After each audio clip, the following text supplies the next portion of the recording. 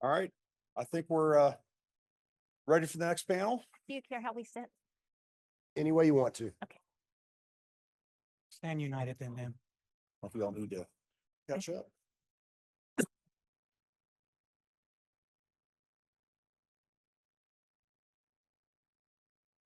All right, this we're gonna sit for the next panel here. Let me do a quick couple of introductions here. This is really on the interface between industry, public sector, in the military, addressing critical infrastructure security across everywhere, but in Texas. So today we are fortunate to have a great panel here of really experienced folks. And as I was telling the group just quickly, I'm always amazed to read through these bios. So I encourage you to do that. There's amazing talent everywhere today in this meeting, but this is a great panel with really great depth and experience and understanding all things about how to manage through with and for, critical infrastructure kind of issues and problems. So first up, I'm going to go in order here. Jim Perschbach, and I'm just going to flip my thumb. Jim is the CEO of Port San Antonio. He's leading a 1,900-acre tech port and innovation campus. It's a very nationally important destination for advanced technologies, aerospace, cybersecurity, critical infrastructure, resiliency, defense, manufacturing, and global trade. That's a horrible horrible introduction to what Jim is doing, which is a fantastic thing for San Antonio. I'm sorry, my tongue is catching up with my Sudafed head here. So Port's really one of South Texas' fastest growing economic engines. And in the spare time, Jim works on workforce development, K through 12 kinds of initiatives, even emerging air transportation technologies, which is pretty cool stuff if you want to get Jim to the side and talk to him about that. Next to him is, we have actually Rick Driggers. He's part of Accenture Federal Services, right? So Rick is a cyber security, critical infrastructure security expert, right? So 15 years of national security experience within the Joint Special Operations community, combined with 17 years of homeland security expertise, leading complex programs within intelligence, critical infrastructure, and cybersecurity communities. Some key critical roles he's had in his past. Again, take a look at his bio. Very, very impressive kind of background there. So David Mendoza, Information Security Manager at San Antonio Water System. If you are not familiar with SAWS, you should read about it. It's amazing what that has done for this region. The management and the expertise and innovation has been staggering over the years. But David is Information Security Manager. He specializes in digital forensics, incident response, vulnerability management, security awareness, and security operations for SAWS. He oversees the security posture for the SAWS that serves 2 million people. That's a big job, and again, it's quite an accomplishment. What SAWS does every day, actually, for this area. And then next to him is Dr. Romero, Francine Romero. So Francine's a professor here at UTSA, but more importantly, just a couple weeks ago was elected chair of CPS Energy Board of Trustees. That's the governance board of the largest gas and electric public utility in the United States. Francine has a really, really great depth and breadth of experience. She's had past terms on the City of San Antonio Planning Commission, Zoning Commission, and Charter Review Commission. She's quite versed in conservation, and the Edwards Aquifer program. Actually, we were just talking about that before, and she's really quite a student of all things going on in San Antonio. So quite an asset for us here. And then finally, John Evans, General Evans here, retired. John was the Commanding General, U.S. Army North, where he maintained a focus on homeland defense, protection of national critical infrastructure, defense support to civil authorities, and engagement with Canadian and Mexican partners. So read John's bio. I'm gonna shut up here, but John has a phenomenal awareness and understanding and involvement in critical infrastructure as part of his former roles. He's currently serving as a consultant for a number of companies, including us, and he's helping out just in tremendous areas. Depth and breadth of experience of this panel is amazing. Get them to the side and ask questions about what they do. I'll turn over to John and let John spend the questions up. Thanks, David. Appreciate that. And thanks to all the panelists for being here. It really is humbling to be able to sit up here with a group of individuals like this. I want to thank Honorable Wentz Smith and the council for hosting this panel, and certainly to Dr. Taylor Amy, UTSA, David Brown, and the National Security Collaboration Center for allowing me to be the moderator today. So we're going to jump right in. I will caveat this by saying we're missing one panel member, Lieutenant General Thomas Hensley, who's the 16th Air Force Commander and our Air Force Cyber Command, had to cancel at the last minute, got pulled away, pressing matters of state. As a 3-star retired, I can tell you that happens more often than we would like it to. And so Tom can't be here today. So I will do my best to hold up the DoD end of the discussion should questions come. But I will caveat that by saying I do not speak for the Air Force, and I do not speak for AF Cyber. And it's a little daunting to start our panel now after the incredible presentation by Dr. Prevost there talking about quantum computing. And I'm a guy who went to a school in the mountains of North Carolina where you didn't even have to wear your shoes to class. So, so I'm quite the poor cousin next to him. But we will jump in a little bit. You know, as we started the discussion this morning and we heard Honorable Went Smith talk about how pressing our requirement is to be focused on integrated deterrence, which is really a pillar of the 2022 National Security Strategy, which we are still under. The new administration has not had an opportunity to author a national security strategy yet. I'm sure that's in the offing in the coming months or year. But right now, we have to focus on how we integrate deterrence to support the United States and our allies in this era of great power competition that we find ourselves in again. We've talked, and you heard President Amy talk about it this morning, about the threat that we perceive from our competitors in the People's Republic of China. But there are others out there as well, as we take a look at Russia, as we take a look at what goes on in North Korea, Iran, and then certainly those violent extremist organizations that continue to permeate the world culture here at home and abroad, and the threats that they present to us. All of those present some pretty significant attack surfaces in our critical infrastructure. And so today we're going to try to focus on that critical infrastructure and how the public and private partnerships work with the intergovernmental elements of what we do, because our national security strategy tells us to work on resiliency, to build an enduring advantage, and then to strengthen our partnerships and alliances where we can. And even here within the state of Texas, we have a microcosm of that with partnerships and alliances that occur across the broad spectrum of our private-public partnerships and what we're doing at the state, local, tribal, and territorial level. So with that, I'll kick it over to Dr. Francine Romero and ask you to start us off. Since we started with Jim on intros, we'll start with you, Francine, on this end. Okay, well, thank you. It's really an honor to be here today with all of you. And I have to thank Dr. Amy for letting me serve on CPS in addition to my actual job at UTSA. So it does take a lot of time. Obviously, there's not going to be innovation and competitiveness without a reliable electric supply and power supply. And that's really what I want to focus on today with my initial comments here. So as Chuck said, and I told him I'm nervous he's here because they're our regulator, but it's all about demand right now. It's rising significantly. It's rising astronomically in the state of Texas.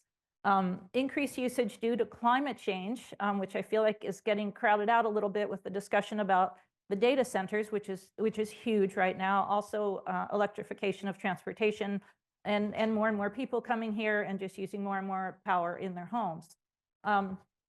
Of course, we've known about the climate crisis for many years, but the influx of the large load users has really been quite a surprise in the last couple of years, and not something we've been able to prepare for enough, and that's what we need to be doing now. It means that we need more power generation, obviously, but I think security requires that our portfolio be diverse and resilient, and that's definitely something we're working on at CPS Energy. There's been huge progress on diversification in the last several years, especially through the development of commercially viable, non-carbon-based sources. So I won't call on people right now, but just in your head, try and imagine in the state of Texas right now, what % of the power that we're using right now is from non-carbon-based sources? Right this minute, or a few minutes ago, 82.2%, which is about 75% wind and solar and about 10% nuclear. So we're definitely diversifying. Of course, at night, that shifts. Natural gas plays a much larger role. But another thing is with battery power. Last night, battery power was 8% of the load in Texas, which may not seem like a whole lot, but it's huge, because a year ago it was like 0.01 or something. So really fast strides with this. Also having to improve our capacity to transmit that power strategically. So one of the big problems we're all working on right now is transmitting the wind power from West Texas and the coast, east and north to the big power centers. And right now that transmission is getting all knotted up in San Antonio to talk about geography and how important that is. So that's something that challenges us. You know, one of the threats is really the lack of solid information. So when we look at things like ERCOT, which is our Electric Reliability Council of Texas, saying that by 2030, demand will increase by 85%, that may or may not be completely accurate. Some of these large load data centers are location shopping, not just within Texas, but in other states as well. So they might be telling us that they have a 75 megawatt plant coming in, but they might be telling 5 other cities they have that coming in too. And so I believe our legislature is trying to pass some legislation that would help provide more surety on that, and also provide these new large load users to pay an equitable share of the costs of transmission that we have to worry about. Just to talk about the supply chain, we're all worried about the supply chain right now, especially with the tariffs and the many components of the things we use, like transformers and reclosers and all the things you don't know you need until you don't have enough of them. So concerned about that. And we also directly support the Defense Critical Missions of Joint Base San Antonio and have a great collaboration with them because of their research on new technologies such as the small modular reactors, geothermal. There's lots of exciting things going on with that. And also what Chuck talked about with these islands of energy production, strategically independent of the grid. They can be independent or they can contribute to it, so that we know that the military scientists are working very hard on a lot of this technology that we can use also for our non-military customers. And just my last thing to say, I also think as a former planning and zoning commissioner that, and talking about geography, that we're not really talking enough within cities about how we handle this new demand and where it goes. You know, Texas is a property rights state, and we're letting a lot of these large load data centers just site wherever they want. We can't say no to them as CPS Energy, but what we often have to say is we can't give you power for a long time. And that's a big issue that's going on. And I do think there needs to be more of a coordinated and integrated planning effort within cities and regions on how we can site these new facilities most strategically. Thank you, Francine. An awful lot to unpack there, and I Yeah, look forward to sorry. the question and answer after we move along and let the other panelists talk. David, please. Good morning. I'm David Mendoza from SAWS, San Antonio Water System. I'm the Information Security Manager there. Just a little bit about SAWS first. Of course, we service over 200 million customers, 928 square miles of service area, and finally 13,543 miles of piping. That's waste and water. Now, fun fact about that, that's like half the circumference of the earth. So, kind of put it in perspective, you're really thinking about it. Our mission, of course, is a control system overview, monitoring tanks, pumps, valves, and lift stations. That's for the IT, that's for the OT environment, operational technology. That's the SCADA side. And finally, for the IT, we're also responsible for security on that. Now, for our team, we're a small but mighty team. We manage the incident response, the vulnerability management, security awareness training, which is always a user attack vector. That's the most important, most actually looked over threat attack vector. And finally, the security operations of it is what we do. When we like to think of security, as far as put it in a nutshell, we really want to focus on the security controls, because security controls are, our goal, the ultimate goal in everything that we do. But we have to really stress that detections of those attacks are a must. So whenever we're talking to our analyst team, we try to let them identify the phrase of think like an attacker, understand the threat environment, and place that threat environment, overlay it to our actually operational technology. So basically take the threats, you apply it to our operational environment and see what hits. and want to understand the actual attack methods with it. Because a lot of our, current blue teamers, when we're thinking about it, we're very alert based. Not, I'm not gonna say reactive, but we have that mindset of just looking at the environment from a one perspective. But it's always great to see the other side of it from the red team to understand what exactly threats do they have, what are they doing, and how do they get into our environment, and identify detections and protections from there. But yes, really excited to be here, and I appreciate it. Thanks for the invite. David, thanks a lot. Appreciate that. And again, a lot to unpack as we get to the question and answer portion. Rick, welcome. Thanks. Great to be here. I really appreciate the invite. Really pretty amazed by the initial morning conversations that we've had across AI, innovation, quantum. Pretty awesome. So I work at Accenture Federal Services. It is the federal arm of our global company, Accenture. We've got a very strong relationship and ties to not only San Antonio, but the broader state of Texas. In San Antonio, we've got an advanced technology center that Accenture Federal Services uses to deliver security as well as cloud transformation and things like that to our federal clients. But we also have a broader ecosystem of innovation hubs across Texas, particularly in Austin and in Houston, where we have our cyber fusion center focused on operational technology and the oil and natural gas industry, as you can imagine, pretty important there in Houston. We have our ATC here in San Antonio for really a couple of reasons. One of them is because of the agile and the diverse workforce and leveraging the university system that creates that workforce and working very closely with them, but also because of the innovation and the culture here across San Antonio. I think that San Antonio is one of these cities in America that is always trying to strive and drive forward. And we can see that in the workforce that's being delivered out of the university systems and by the relationships that we have with the various different, not only technology companies, but the government here in San Antonio. So very happy to be here. From my position, I spent 30 years in the government, part of that with the Air Force, and the other part with really the Department of Homeland Security at CISA. So, I'm going to talk a little bit like a consultant. I've got 3.5 years, so still learning about what all that means. But you're going to hear me talk very much about what my perspective is from a federal government perspective and what we need to do to really secure critical infrastructure across the nation, because that's what my focus was for 17 years while I was in the government. I think that, one of the things that we're trying to do is talk about resilience. Stop necessarily referring to cybersecurity in the same way that we do gates, guards, and guns. It's a different security aspect.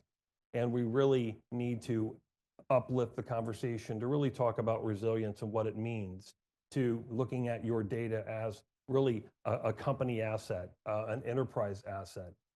Yes, a lot of industry is focused on obviously the bottom dollar, but I will tell you that your second most important currency is probably the data that you have, and leveraging that data to be able to take advantage of the innovations of AI, take advantage of the innovations that quantum is going to bring forth. And so that's one of the things that we're focused on, and one of the things that I'm trying to drive in terms of how we deliver cybersecurity services from Accenture Federal Services, to talk about resilience. When we talk about artificial intelligence, talking about it in a way from a security perspective, really three perspectives. One of them is, how are we understanding what our adversaries are doing with AI to advance their tactics, techniques, and procedures, to scale their cyber attacks, or to even become more precise with their cyber attacks, depending on what their intent is. The second one is, how do we actually secure artificial intelligence? It's a new type of technology. So how do you secure it? And is the same security approaches that we have with cloud and on-prem infrastructure networks, is that, is it the same, or does it need to adjust? I'll tell you that it needs to adjust. And then from a security practitioner perspective, how are we leveraging AI to be better at security operations within a company, within an industry, or within the government? So we're looking at it like that. And while we're staring at the beauty and the promise of AI, we can't forget about quantum.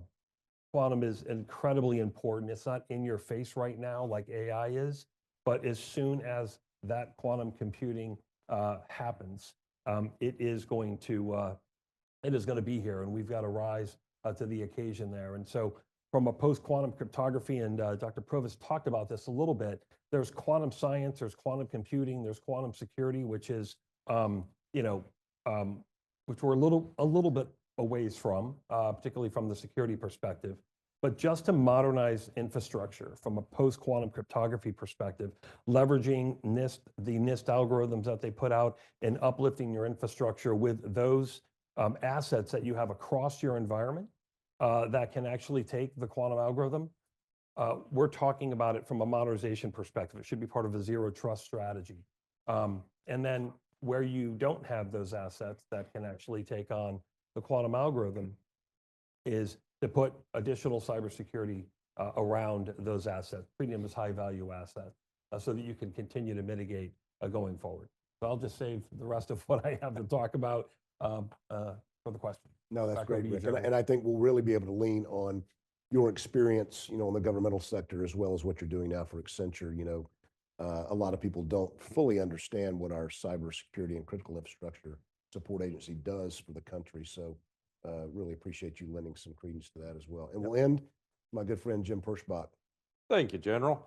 I really like being on these big panels because it feels like I'm here with a band. And I am the bass player in this band. I'm both the ugliest and the least talented up on stage. But I'm not going to speak to a lot of the technology, partially because I don't understand it. What I'm going to speak to is the competitiveness issue. We speak a lot about how we are falling behind our competitors in terms of the incorporation of talent and technology. And Jim's perspective on the world, not speaking for any organization, is that's our own fault. We have done a couple of things that I think are bad for our competitiveness as a society, as a nation, as a defense industrial base. The first thing we've done is we have overclassified absolutely everything. We have gone back behind walls, and we are providing a level of security where we frankly don't talk to anybody. The second thing that we do is we have created such a level of orthodoxy in terms of what we do that we won't move forward because something is not the way that we have always done. Now, I'm not so crazy as to stand up before you and say we need to do is throw out all good discipline.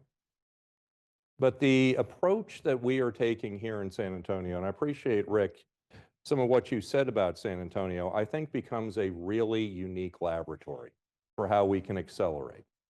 The first thing is that unlike a lot of communities, we have a lot of deep capabilities in a lot of the critical industries that just aren't going anywhere.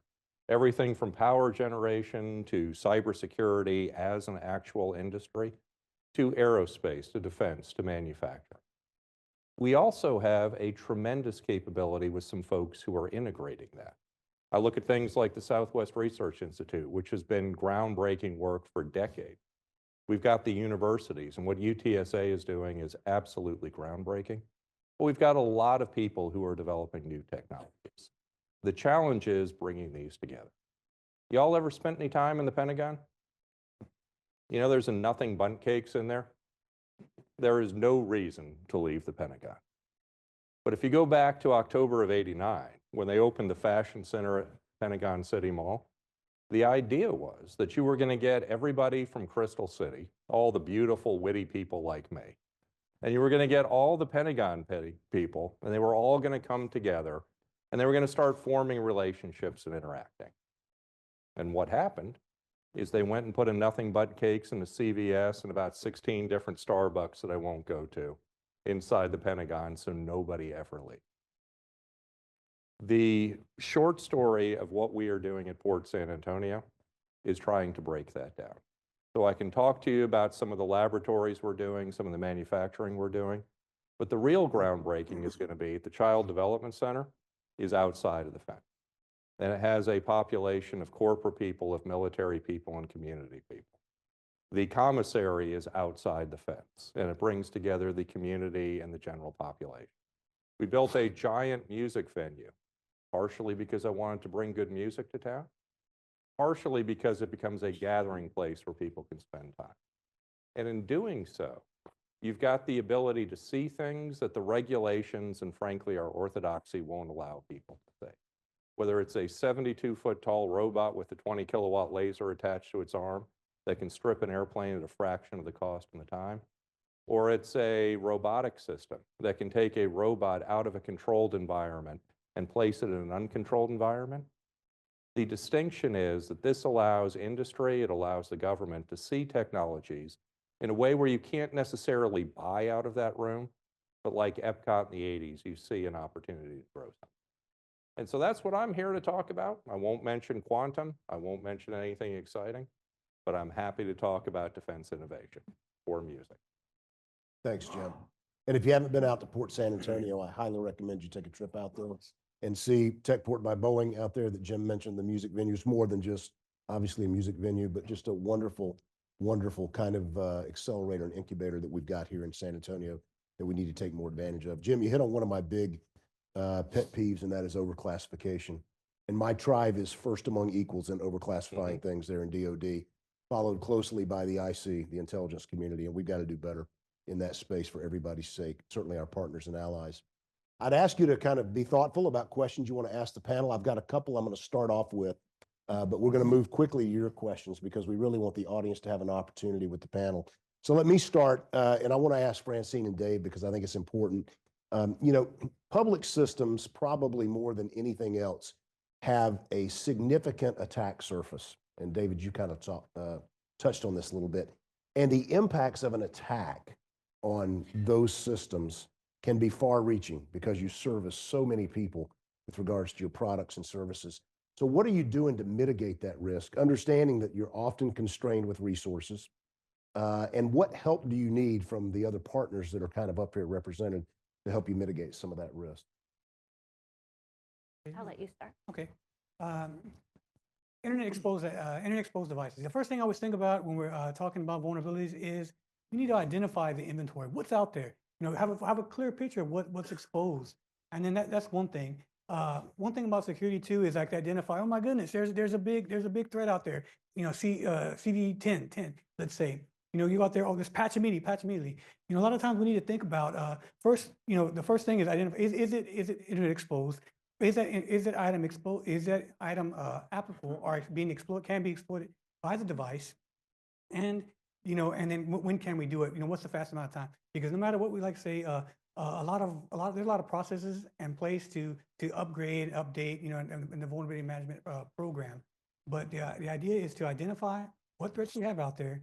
You know, identify what exactly is the threat. You know, does it pertain to that? And how fast can we actually implement it? Because, you know, when we put the overlay on the business side, you know, we can't just automatically, you know, make an upgrade today.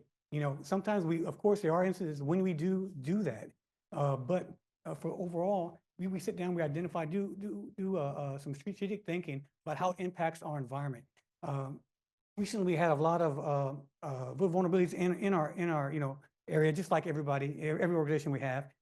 We identified that some of these threats that really were internal. So was it really a threat? You know, having the analysts and having the team to identify, is this threat really applicable to this, you know, machine? And from there, we identify it when we should implement the remediation. I think that's the biggest thing to assist in that process is to have a good inventory, to you know, to really understand how the machines, how the servers actually impact the business, and what are the result, you know, the testing line to get that remediated, and finally, just the actual, you know, the change management process to get implemented. I think those are the big steps on how we kind of tackle that problem in SOLS. Great. And same question for you, but and it's not just the physical attack services, right? It's those cyber attack services as well. What are your thoughts? Yeah, so what I often say is what I know about cybersecurity at CPS Energy, I'm not allowed to say because we get pretty high level briefings. But yes, we are under constant threat every day, unsuccessful threats. This is something that CPS Energy has really been ramping up, is the cybersecurity threat protection and the physical as well. Physical's at a much lower level, people taking shotgun practice and stuff. But cybersecurity is huge. It is intertwined now with our enterprise resource planning, which is a huge endeavor that we're undertaking. Accenture is one of our partners on that, and Oracle is our main partner. So we are overhauling the entire digital infrastructure of CPS Energy, and that includes everything from more creative ways that we can bill our customers and interact with our customers to cybersecurity.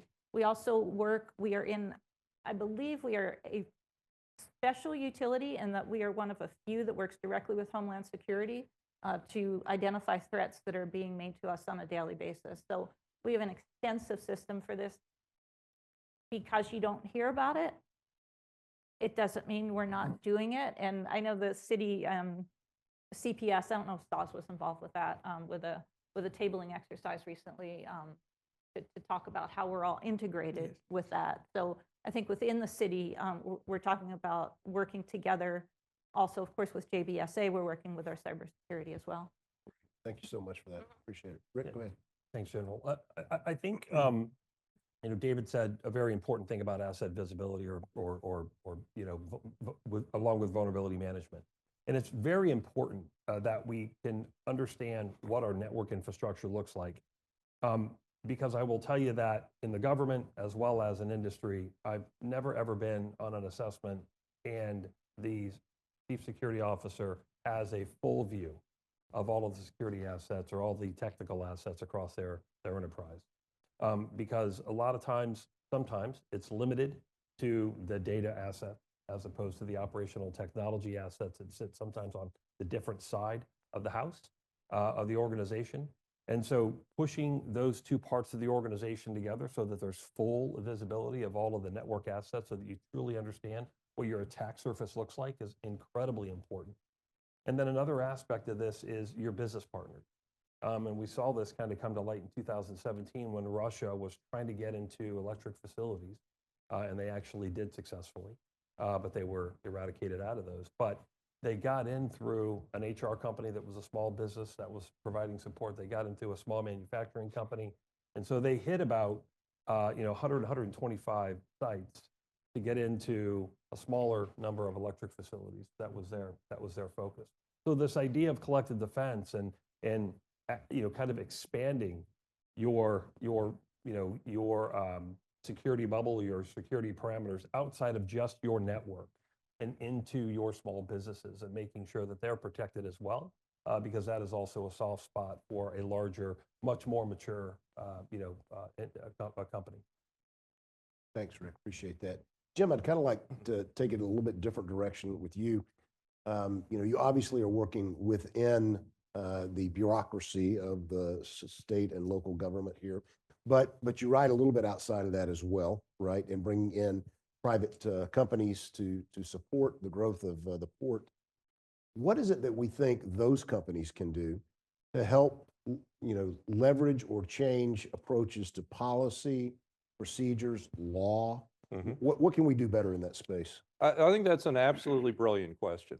Think for a second, I'll use the intelligence community instead of the DoD. If the CIA ran a ATM network, there would be one somewhere in Texas. You'd have to go through a 20-year background check to use it.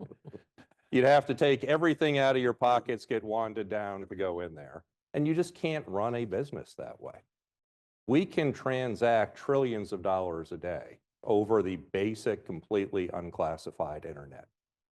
The Walt Disney Company can operate massive theme parks, can get people in there paying money to buy rides every second of every day without any real glitches in terms of how we see doing it. And so part of this is to learn from the private sector who has a financial motive to do this. Part of this is then to show the policymakers, the government, that the shipping lanes of commerce are now being run electronically. And we need to get the military and the intelligence community into those electronic shipping lanes. And some of it, quite frankly, and I appreciate, Rick, you mentioning this kind of mutual aid, is bringing the parties together because nobody in their right mind is going to go attack the Pentagon or attack CPS Energy. So one of the brilliant things that's being done here in San Antonio is the Alamo Regional Security Operations Center. There is a SOC sitting down at Port San Antonio, which is operated by Port San Antonio, CPS Energy, the city of San Antonio, watches those networks 24 hours a day. But if you're a small electric co-op, you're a small community, through what they call mutual aid. They slap my hand for calling it security as a service. You can come in and you can have access to that same level of security 24 hours a day, 7 days a week, 365 days a year. At the same time, it allows us to open the aperture for teaching, for standardization. That RSOC, our simulated security environment over at the museum, articulate to programs that are being developed here at the National Security Collaboration Center and UTSA, Texas A&M Cybersecurity Center, what Joe and his folks are doing at Cyber Patriot at Cyber Texas. And just like Texas has an outsized hand in how we buy textbooks and put textbooks together, this allows us to standardize the way that we're going to secure those critical networks. So really, it is about bringing people together, looking at things from a different perspective, and doing it in a way that your prototype is large enough that you can be proper falsifiable on your hypothesis, but not so large that you're risking the enterprise or trying to scale before you know what you're trying to scale. Thanks, Jim. Really appreciate that. With our last 8 to 10 minutes, I'd like to open it up to the audience. If anyone has a question for one of our panelists, if you can direct the question at a specific panelist, that would be great. Make it a little bit easier for us up here, but just raise your hand if you've got something. Yeah, Joe, go ahead.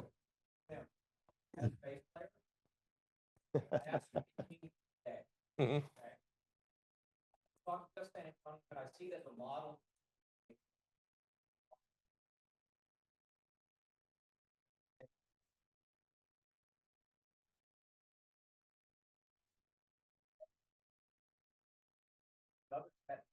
no body in the side it work better, all work better, all but there's something we don't have that connected into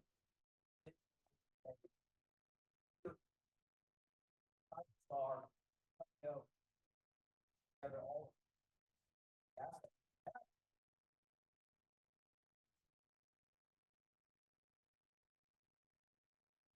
So I think that's a brilliant question, Joe. I have come to the conclusion after several decades that the challenge with our Western economic and Western society is we can't create a king for a day.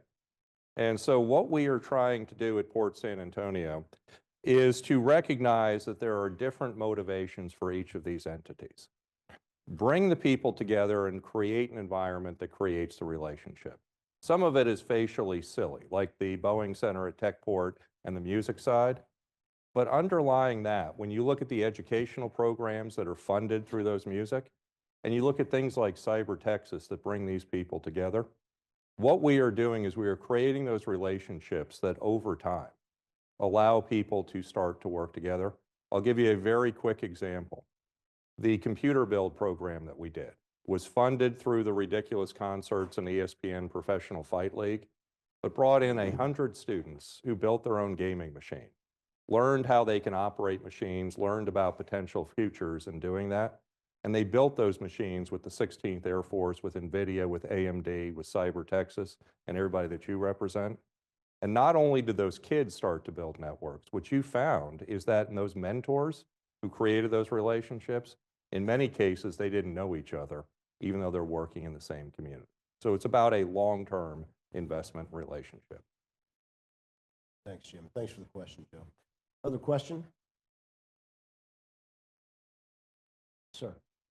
My name's and Dr. Romero, I'm wondering if you could address a question. You described pretty compellingly the energy demand needs that will be accelerating. Obviously, here in Texas, this is true across the country, electrification of vehicles, every device we have, but also data centers. Could you talk a little bit about your vision on the future of nuclear in that portfolio, particularly in relationship to this panel around critical infrastructure, security, and how you all are thinking about that as a stakeholder group in San Antonio? Yeah, I would put nuclear right in the front of the up and coming technologies. It's the one that is strangely, and I was here a few weeks ago, and there was another panelist. It was when we had National Defense University. There was a panelist from Sierra Club, and I said, "Oh, nuclear. It seems like nobody's against it now." And he said, "Well, we still kind of are."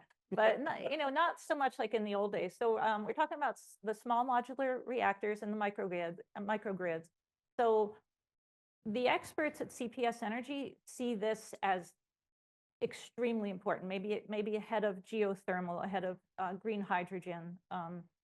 Now we just increased the amount of power that we get from the South Texas project by 2%, which doesn't seem like a lot, but it was really important. It was a big coup that we got from that, the traditional nuclear plant. But nuclear, I think it's the future, some of the future.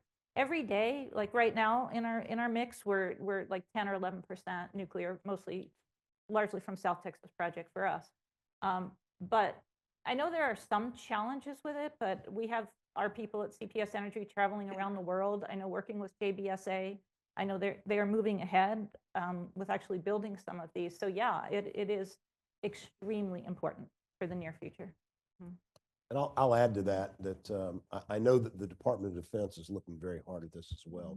We spend an inordinate amount of time and effort moving power in the form of fuel, power in the form of other types of mediums. And so the ability to be able to use a microgrid type approach, something that's mobile even, is very important. And so I know that the department, certainly the Austin department was looking at that. We'll see what the Hegseth department says when they come out and they've had an opportunity to really kind of push out some of the ideas that we know they're percolating right now. But I certainly believe that we've got to reopen the aperture on nuclear power and get away from what we kind of experienced in the 70s and 80s when it became kind of a nap. Right. Other question? Yeah. Yeah, Rob Crane with Sam Houston State University. And Rick, we go back to DHS and the early formation of it. They really took the critical infrastructures and it became very stovepiped over the last 2 years. How would you move from being this critical infrastructure, guns, gates, and guards to now economics, the sectors of the economy? How do we drive the conversation and change the policy that is focused on keeping the economic engines running at full speed in the face of disruption? And I think we're kind of at that point where we're starting to see where electricity, water, people want it 24/7 by 365. There's no, and especially when they're building out these new capabilities. So I wanted to hear your perspective on what's that next step so we can move beyond the 9/11. No disrespect to the souls that were lost on that day, but it's been 20 years and we need to change the way we're thinking, and Texas can lead the way. Yeah, I think one of the challenges that actually states and the critical infrastructure community, so owners and operators deal with, it's very confusing to do anything with the federal government in this space. And part of that is because there is competitiveness across departments and agencies. There just is. I know with CISA, there's a lot of competition with energy, a lot of competition with HHS for mission space and resources. And even within CISA, there was other competition with other divisions that were trying to get into the quote unquote cyber world. And so we need to streamline that. Some of that's happening now, but we need to streamline that and eliminate those kind of bureaucratic walls inside of the federal government so that we can be more full-fronted and available in a more streamlined way to industry when they need us. The other thing is we do work with CISA, the Cybersecurity Infrastructure Security Agency, and we've been pushing them to open up the aperture more to engage with industry much more and almost like put industry in front, follow their lead, and really let them lead the way. Not only from an owner-operator perspective and understanding what their challenges are and what they really need the federal government to do to promote security, right? But also from a market perspective. If you look at the cybersecurity market, from a tool perspective, a technology perspective, it is crazy. It's very, very hard to navigate what's right or wrong, or what's right for your particular organization. And of course, everybody's going to sell you something out of the box that works across and to solve all your problems, right? And that's been incredibly challenging as well. And that creates a lot of technical debt inside of companies. It creates a lot of technical debt inside the state governments as well as the federal government as well. And so I think that we need to get a handle on that market and what that looks like We need to open up the federal government, make it much more streamlined to engage with. And then on the federal government side, we need to make sure that we're allowing industry, where there's a lot of innovation that's happening, to lead the way and kind of pull everybody through. But I want to go back to this idea around collective defense. This idea around collective defense is incredibly important, from the federal government, state and local government, down to industries and small businesses. If you look at supply chains and things like that, the amount of information and data that we share is massive. And where those underpinnings are really centered on security. And we don't do a lot of collaboration in the security space, and we should. I think Jim pointed that out very, very well. Thanks, Rick. I want to be respectful of everybody's time. We've kind of reached the end of our panel, but I want to thank all of our panelists for what they did. I will leave you with this. As we think about critical infrastructure security across the broad spectrum of things, we're here with the Council on Competitiveness. It is important that we compete, but it is essential that we win. So we've got to keep pressing on this, and we've got to continue to make sure that ourselves and our partners and allies are postured for success in the future. Please give all of our panelists a round of applause.